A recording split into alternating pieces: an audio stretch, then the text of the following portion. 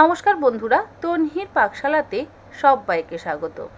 আজ কোজাগরি লক্ষ্মী পূর্ণিমা। আমাদের সকলের ঘরে ঘরেই লক্ষ্মী দেবীর আরাধনায় সকলে আমরা ব্যস্ত। এই লক্ষ্মী দেবীকে ভোগ হিসেবে আমরা নিবেদন করি খিচুড়ি।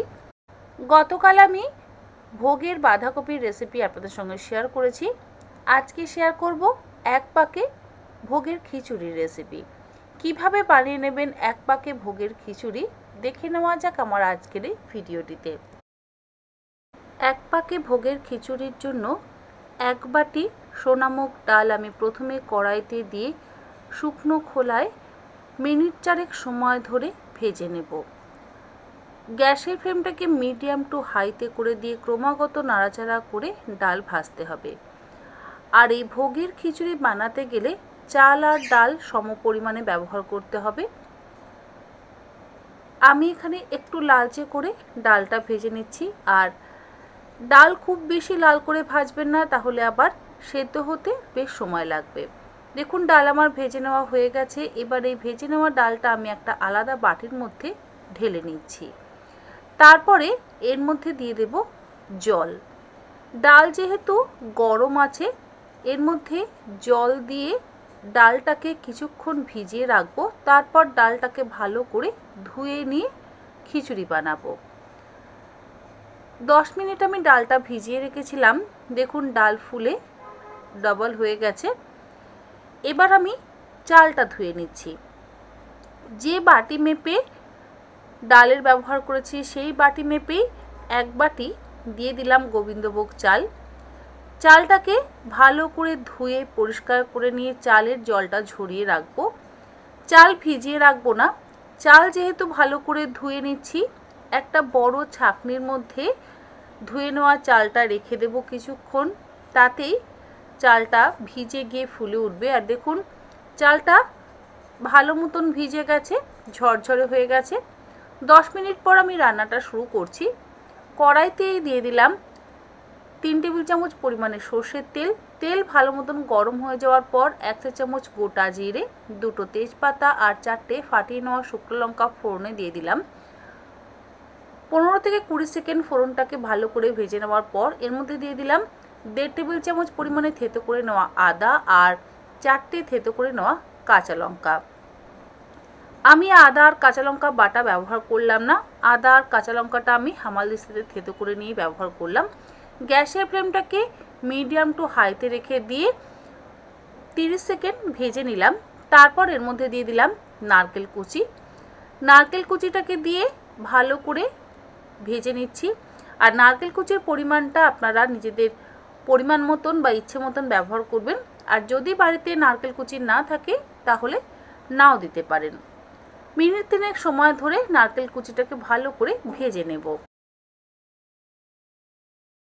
নারকেল কুচিটা ভেজে নেওয়া হয়ে যাওয়ার পর এর মধ্যে দিয়ে দিচ্ছি ধুয়ে জল ঝরিয়ে রাখা চাল আর ধুয়ে জল ঝরিয়ে রাখা ডাল।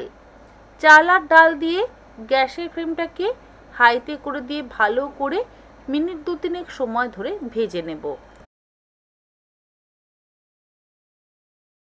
ডাল আর চাল ভেজে নেওয়ার সময়তেই এর মধ্যে দিয়ে দিচ্ছি 1 মুঠো ভাঙা কাজুর টুকরো।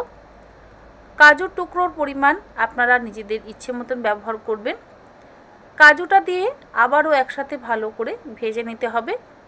আপনারা চাইলে কাজুটা তেলে দিয়েও ভাজতে পারেন, তাতে কোনো সমস্যা নেই। আমি পরে ভেজে নিচ্ছি। কাজুটা দিয়ে ভেজে নেওয়ার পর এবার এক এক করে গুঁড়ো মশলাগুলো দিয়ে দেব। প্রথমেই দিচ্ছি স্বাদ অনুসারে লবণ। আমি 1 টেবিল চামচ পরিমাণে লবণ দিলাম। 1/2 চা চামচ হলুদ গুঁড়ো, 1 চা চামচ পরিমাণে জিরে গুঁড়ো, 1 চা চামচ পরিমাণে কাশ্মীরি লঙ্কার গুঁড়ো। এবারে সমস্ত কিছু দিয়ে আবারও ভালো করে মিশিয়ে ডাল আর চালটাকে ভেজে নিতে হবে। এই সময় গ্যাসের ফ্লেমটাকে লোতে রাখতে হবে। সমস্ত কিছু দিয়ে ভালো করে ভেজে নেওয়া হয়ে যাওয়ার পর এবার এর মধ্যে দিয়ে দেবো পরিমাণ মতন জল। এখানে গরম জল ব্যবহার করছি। যে বাটি মেপে আমি চাল আর ডালের মাপ নিয়েছি সেই বাটি মেপেই জলের মাপটাও নিচ্ছি। 2 বাটি চাল ডাল ব্যবহার করেছি আর এখানে জল ব্যবহার করব 10 বাটি। 2 বাটি চাল ডালের জন্য 10 বাটি জল ব্যবহার করতে হবে। আপনারা যদি বাটি মেপে চাল ডাল ব্যবহার করেন তাহলে বাটি মেপেই জলটা দেবেন, আর যদি গ্লাস বা কাপ মেপে চাল ডালের ব্যবহার করেন সেক্ষেত্রে সেই গ্লাস বা কাপ মেপে জলের ব্যবহারটা করবেন। এক পাকে খিচুড়িতে একবারই জলের ব্যবহারটা করতে হয়। 3টে চেরা কাঁচা লঙ্কা দেওয়ার পর গ্যাসের ফ্লেমটাকে বাড়িয়ে দিতে হবে। গ্যাসের ফ্লেম বাড়িয়ে দেওয়ার পর যখন খিচুড়িটা ফুটতে শুরু করবে সেই সময় গ্যাসের ফ্লেমটাকে লো টু মিডিয়ামে করে দেব, আর লো টু মিডিয়াম ফ্লেমেই খিচুড়িটা রান্না হতে দেব, অর্থাৎ চাল আর ডালটাকে ভালো করে সেদ্ধ হতে দেব। 15 মিনিট খিচুড়িটা ভালো করে ফুটিয়ে নিয়েছি। চাল আর ডালটা মোটামুটি সেদ্ধ হয়েছে, তবে এখনও কিছুটা সেদ্ধ হতে বাকি আছে, এখনও জল জলে ভাবটা রয়েছে। লো ফ্লেমে কিছুক্ষণ বসিয়ে রাখবো। লো ফ্লেমে কিছুক্ষণ বসিয়ে রাখার পর দেখবেন ধীরে ধীরে এই জল জলে ভাবটা কমে আসবে। আর ঠান্ডা জলের ব্যবহার একেবারেই করবেন না, সবসময় গরম জলের ব্যবহারই করবেন। আবারও বলছি, এক পাকে খিচুড়ি রান্না করতে গেলে একবারে সব কিছু দিয়ে রান্না করতে হয়।